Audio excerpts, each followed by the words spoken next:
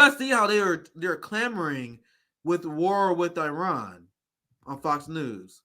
So I want to add this part here. To let you guys know how fucking crazy these people are. Because this is a great thread. This is a mutual of mine, Alan Mazrai. I invited him on RBN. This is a great thread because I read a lot of these analysis. You got to know the United States have done war games against how they can defeat Iran, and they always lose every single time. These are things that the corporate media will never tell you. These are what the people who push pro-military propaganda. The idea that the United States military is so strong, they will never tell you the war games, the simulations done against Iran and China, where the United States got their ass beat. So I'm going to explain to you guys the situation that Fox News is trying to walk your sons and daughter into. If you have anyone in your family in the military, you're not getting them out, you failed them. If you're not doing anything you can to get them out, you failed them. If you're a parent and you send your child to the military, if you're not trying to convince them to leave the military, let alone send them off there, you are the biggest failure of a parent we ever seen, because they are preparing to send your children off to die right now. You got to see the coverage on Fox News. So I'm going to read this thread because this is a great thread. Let's spend coffee time playing a little war game. You know, Americans can't find shit on a map. Because if you understood and you look at these damn maps, you understand that, man, war over here is quite different than war at Europe. War in America. Europeans really thought they had warfare that they thought they were the greatest war machines ever. Then they went to Vietnam, got their ass beat because they realized they can't fight in the forest. They realized that there's different, like Iran is very mountainous, for example. Are you trained on how to fight in a mountainous region?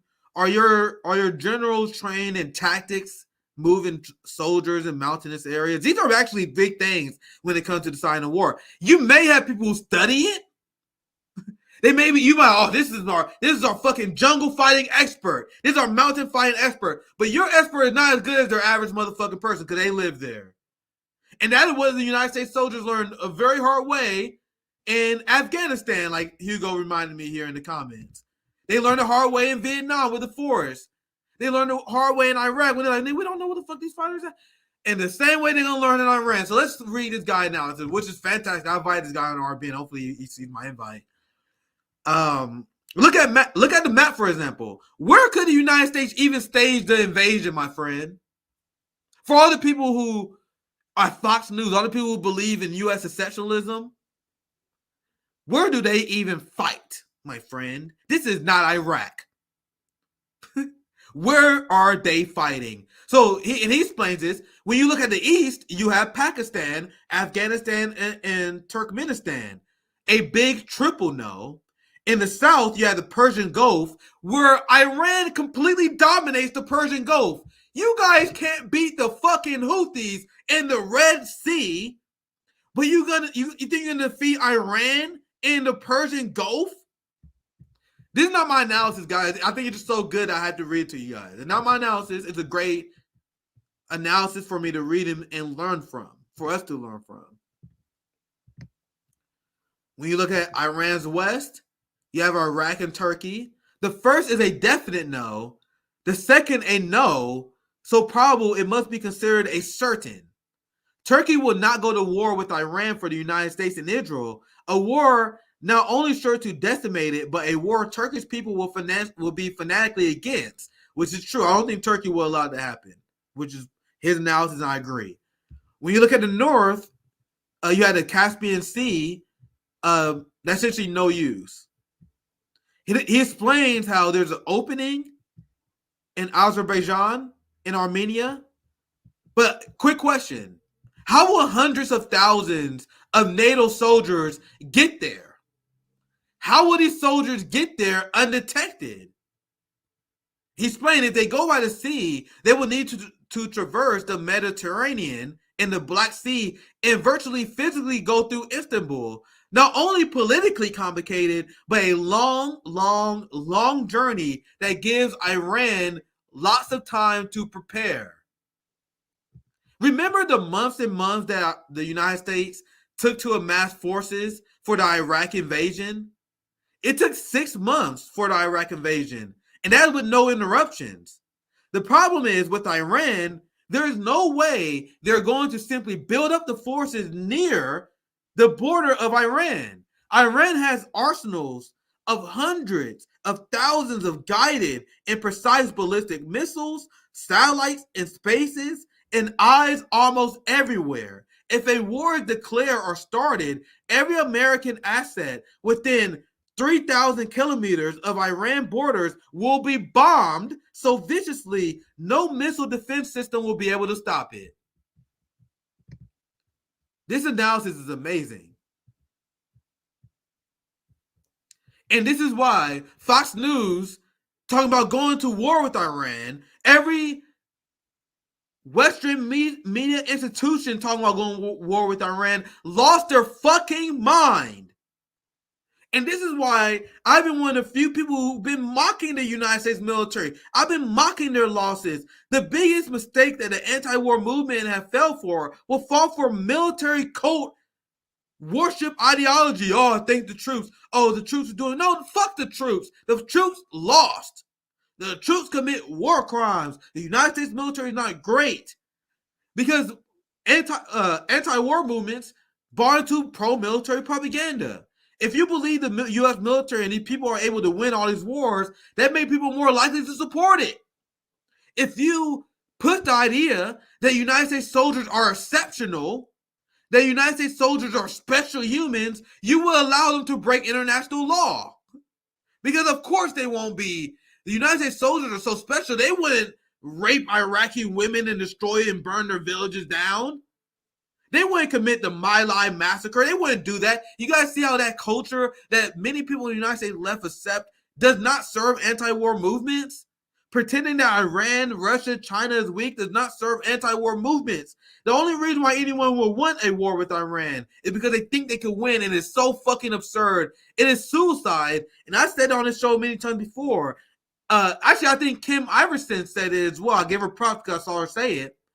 Where we want war not to happen. And I'm going to do everything I can to prevent war. But the calculation that a lot of these countries are making, and maybe this is the calculation for humanity, that the West need to take an L. Like, the West has lost their mind so much that you motherfuckers need to be humbled. I know. You guys, I 100% admit, and you guys know I'm not a good linguist. I mispronounce words all the time. And I do appreciate you guys correcting me, but I do apologize. I'm not a good linguist. That is not my specialty. But I agree with Kim, man. And trust me, guys, I'm going to do everything I can to prevent this war. I'm going to be a propagandist for the anti-war movement like I am. But the United States needs to be humbled. Honestly, we're gonna need a few hundred soldiers to die. I said hundreds. Nigga, we didn't need a few thousand soldiers to die in Iran. We didn't need a failure like Iran. We're gonna need to go to war with Russia and China and completely destroy the West. And then they're gonna have to demilitarize us like the Germans would demilitarize, and then they may humble us. This is my prediction of what I think is gonna happen. Nothing I can really do. Like, I'm gonna change and fight against war I can, but I think it's already set in motion. The United States about to fight a war. They about to lose. They're gonna be demilitarized, and you guys are gonna be forcibly humbled because we're gonna be forced to live around our handicapped family members like the last generation with the Vietnam War criminals that was back home. Guys, you trust me, you will have way less sympathy for Vietnam veterans if you actually know what they did in Vietnam. You guys know the My Lai massacre. They discovered that like a decade after that, because of the reporting of Seymour Hersh, people didn't face accountability for that for years later. There were so many My Lai massacres that we don't know about. There's so many soldiers that came home after committing mass rapes. Because as I explained on the show before, after they couldn't defeat the Viet Cong, they received orders to punish the people, to burn villages. They committed mass rapes against the people. They committed mass atrocities. The My Lai massacre was just one that was documented. So Americans went to Vietnam, became war criminals, became monsters. And then they came back home, and then people were like, thank you for your service. Like, this person you thanking for your service probably raped someone in Vietnam, fam. You guys know in the My Lai massacres, there was only one person who was punished for the murder, the brutal murder of hundreds of people, the rape of an entire village. I mean, look up if you don't want to sleep at night. Look up the atrocities the United States government committed in that village. The brutal rapes, the executions of innocent people meant to punish the Viet Cong. These people who committed those atrocities was at Vietnam, and then they came back to America, and then they integrated back to society. And guys, I done a deep dive into Vietnam over the last year. You guys have no idea what our boys did over there. After we couldn't defeat the Viet Cong, we literally started executing people, executing villages so they would turn against the Viet Cong, including children. We took any men in the north that we could capture and execute them because there was an assumption that they were Viet Cong. Those same people committed mass atrocities, and Henry Kissinger, yeah, all these people that essentially gave them the green light to do whatever they want, and they did. Richard Nixon gave them the green light to do whatever they want, and they did. And they came home, and they talk about PTSD they got because they did mean things. And then people felt bad for these soldiers because they went overseas and did mean things. You guys did evil things, now you got PTSD, and now we feel bad for you. Fuck you. Fuck you.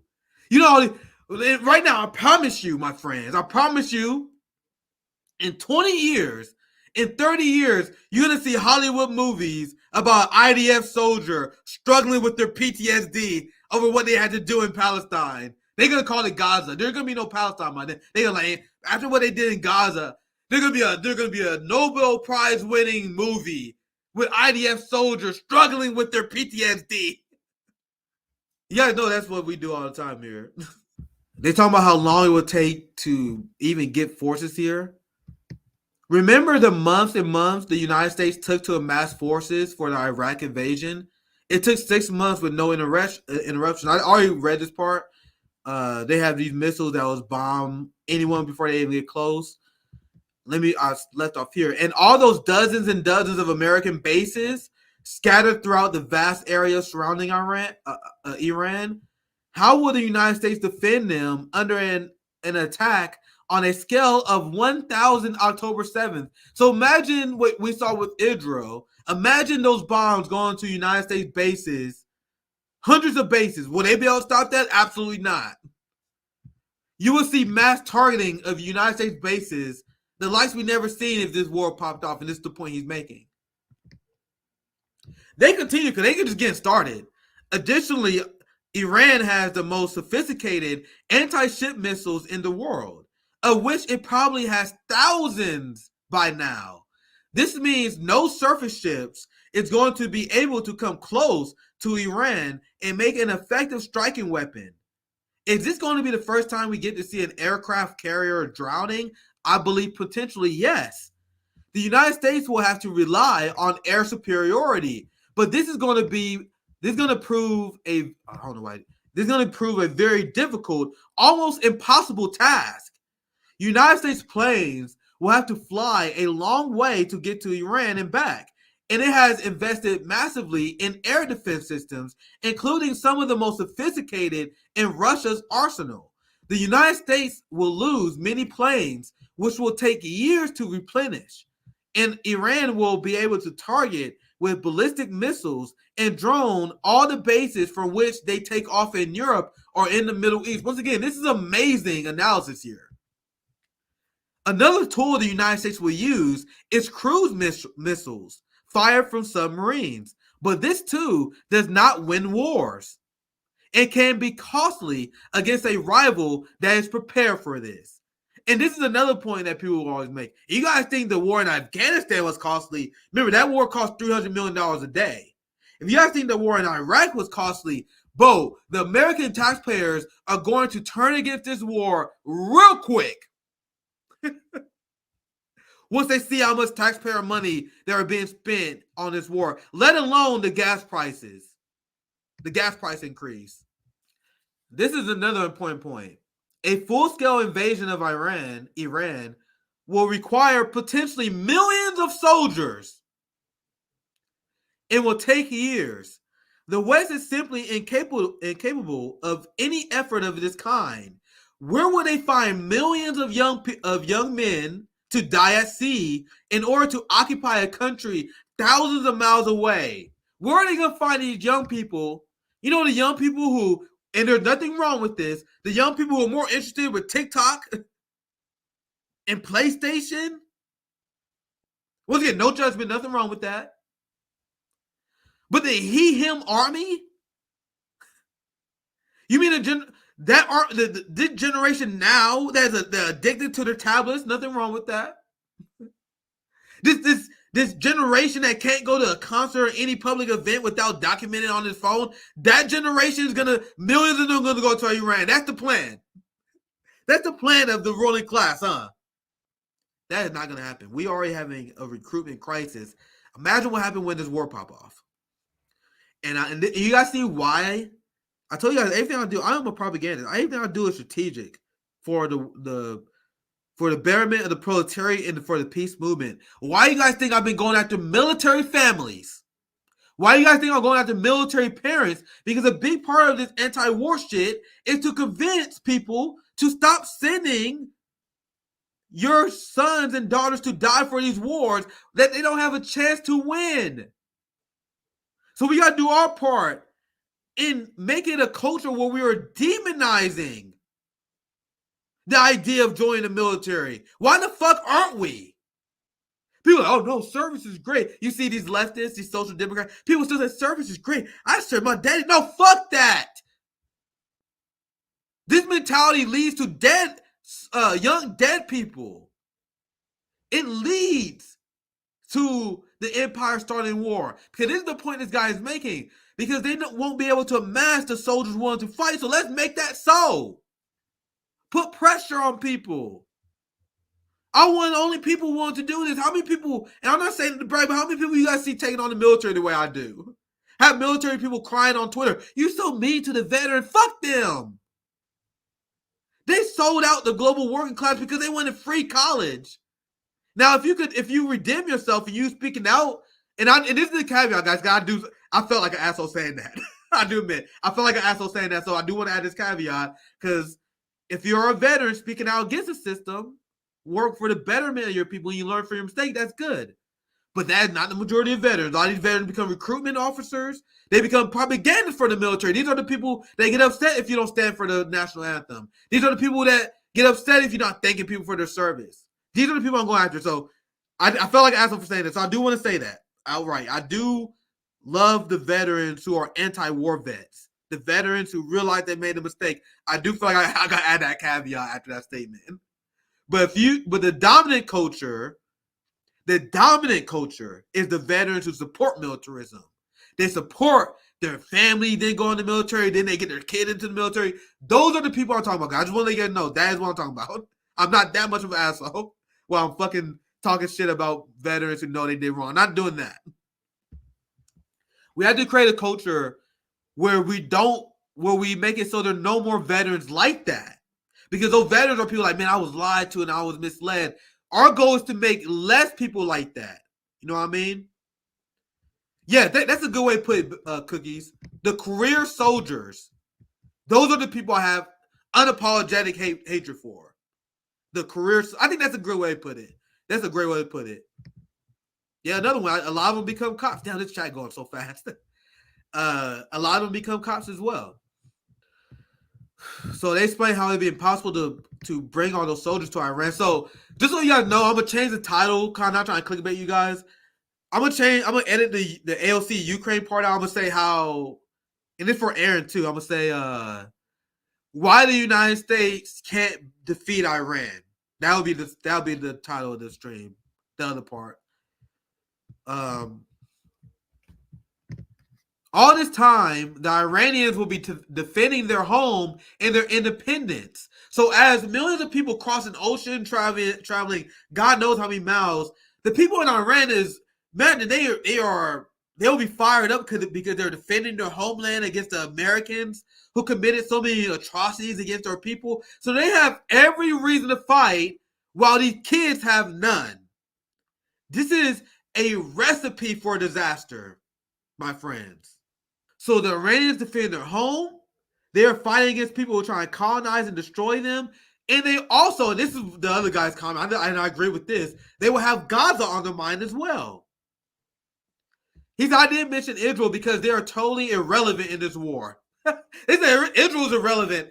Hezbollah alone is enough to paralyze them, let alone Iran. Then you talk about oil prices. What happened to oil prices? Think about what happened to energy prices if they go to war with Iran. $500 a barrel, 1,000, 2,000.